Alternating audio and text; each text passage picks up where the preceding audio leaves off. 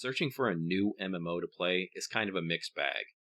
Part of me enjoys it because I get to explore some brand new worlds, but on the other hand, it sucks because I have to carefully navigate my way through some heavily shark infested waters. The video game industry isn't exactly celebrated for its morals and ethics. Quite the opposite, in fact. It's full of liars and con artists. Always has been, probably always will be. Just think about how many shitty games and garbage accessories you yourselves have purchased throughout your lifetimes. It's quite depressing when you add them all up. That's not to say the entire industry's bad, though. Obviously, I still believe it has value, otherwise I would have stopped playing video games a long time ago. Not every company mistreats its customers. Some developers actually appreciate and respect their player base. Blizzard Entertainment used to operate that way, until they turned to the dark side. But I'm fully confident I can find a supportive home somewhere. I recently hit level cap in Rift. I'm still piecing together my first video about the gameplay itself, but without giving too much away, I thought it was decent. Hopefully I'll get my review posted soon. Once that's done though, I'll have to spend a ton of time researching Tryon Worlds, the company that created Rift, because I'm curious to know how they operate. Are they an upstanding company? Do they communicate well with their player base? Do they often live up to expectations? Do they keep their word? There's a lot of questions that need to be answered before I can feel comfortable throwing Tryon my full support. Bear in mind, I don't have any impossibly high standards here. I'm not asking for anything that's unreasonable. I know that no company's perfect, and it's totally understandable when they make mistakes. I also understand that making video games is a business, so profits are certainly important. The MMOs I plan on exploring aren't small-time passion projects after all. They're massive financial ventures. Integrity and artistic vision are awesome, but alone, they don't pay the bills. Therefore, some give and take is to be expected. But I don't have any tolerance for lies and misinformation, deceptive marketing practices, and shady cash grab bullshit. I didn't walk away from Blizzard just to get swindled by some other crooked company. Speaking of which, I want to mention something, because it's both recent news and relevant to this topic. Az from Heels vs. Babyface kinda already beat me to the punch on this, but I'm still gonna cover some things he didn't. World of Warcraft's community manager, Josh Allen, was talking about WoD on Twitter.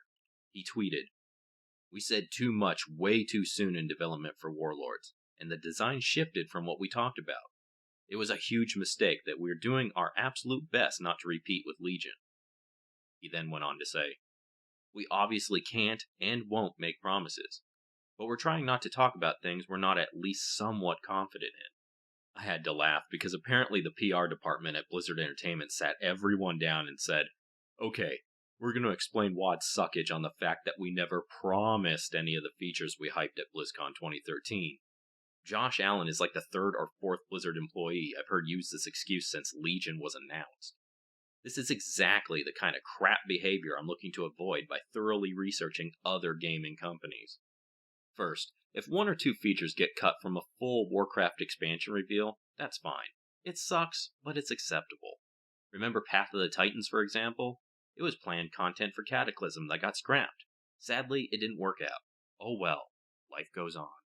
The amount of content that was either downgraded or outright cut from Warlords, however, was just beyond ridiculous. Blizzard shot for the moon and didn't even get off the launch pad.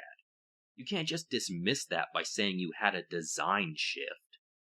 So when Josh Allen says the company can't and won't make promises, well, I guess he's right. The word promise was never used once at BlizzCon 2013, or anywhere else for that matter. Blizzard's bested us all with their ingenious technicality. Only, what is BlizzCon really? When you strip away all the dance contests and the cosplay fashion shows, you're basically left with commercials for upcoming Blizzard releases. An expansion reveal is a sales pitch designed to entice players to buy said product. The word promise doesn't need to be stated. It's more or less implied. Features weren't being sold at BlizzCon 2013 with the caveat of, "We're considering making Bladespire the Horde capital city in Draenor," or "We're toying with the idea of being able to relocate your garrisons to different maps." The wording at the presentation fully suggested these features were essentially done deals. If you're selling a product, it's your job to highlight when things aren't guaranteed. That's why you see tiny legal text in tons of commercials like "action figures sold separately" or batteries not included. Again, I think it's fine if Blizzard loses a feature or two from a full hour plus long presentation. A video game like World of Warcraft is a constant work in progress. Sometimes the best laid plans go awry, but the amount of scrapped content and cut corners in WoD was completely unjustified. Blizzard does a great job of promoting when BlizzCon tickets are available for purchase. They plaster that news everywhere. They're currently doing it now for BlizzCon 2015 virtual tickets. But when WoD was being hacked and slashed to pieces, those announcements were small and scattered about, contained only in tiny forum posts or random Twitter messages. The ability to pre-order and later purchase Warlords of Draenor was easily accessible online, but nowhere near that virtual shopping cart was a message saying, "Buyer beware." Most of the shit we hyped at BlizzCon 2013 didn't come to pass. You should read the following list of amendments and failures before committing to this purchase. With Blizzard's official stance on promises, nothing they say is subject to criticism anymore. They did a good job hyping up Legion at Gamescom, but none of that hype was promised. So if they did something truly awful, like scrapping Demon Hunter class for example, they'd be free and clear to do so. I totally don't expect that to happen, I'm just using it as an example. I can hear the Blizzard employees now. Demon Hunters just didn't work out. They weren't fun enough. At the end of the day, they just came across as glorified rogues. We had to abandon them. What?